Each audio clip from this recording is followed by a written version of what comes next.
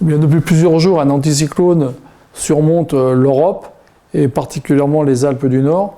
Et quand il y a un anticyclone, il y a généralement des inversions de température. Et ces inversions de température, ça veut dire quoi? Ça veut dire qu'il fait froid en fond de vallée et qu'il fait nettement plus doux en haut. Et lorsqu'il fait froid en fond de vallée, tout ce qui est pollution eh bien, va stagner dans les fonds de vallée, que ce soit Chamonix, Sallanches, Genève, Lyon, etc. Toute la pollution stagne en fond de vallée en fonction de l'anticyclone. Et pour savoir à quel moment on sort de la zone moins polluée, zone propre, c'est à partir du moment où la température commence à augmenter. Et si on est à moins 10 à Chamonix, à Argentière à moins 5, et on arrive au Tour, il fait plus 5, on se dit là, je suis sorti de l'inversion, je peux respirer de l'air un peu plus propre.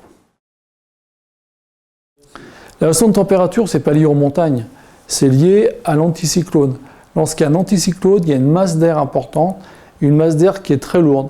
Et quand cette masse d'air est très lourde, elle appuie sur la masse du dessous, et en appuyant, elle la réchauffe.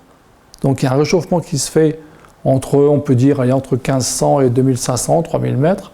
Mais ici, en montagne, on peut le sentir parce qu'on peut facilement monter et la ressentir. Mais on a la même chose sur l'Allemagne, à Strasbourg, en Hollande. Partout, il y a cette inversion, il y a une zone chaude à cette altitude-là. Et lorsque le temps change, ou lorsque le temps va changer, eh bien, les inversions disparaissent. Et à ce moment-là, il y a un mélange important qui se produit dans l'atmosphère.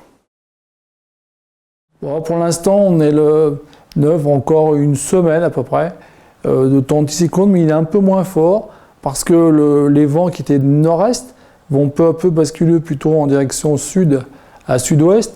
Il y aura un petit peu de faune et donc progressivement les inversions vont disparaître, mais le vrai anticyclone va disparaître, disons, vers le 17 et le courant perturbé devrait nous apporter de la neige à partir du 20-22.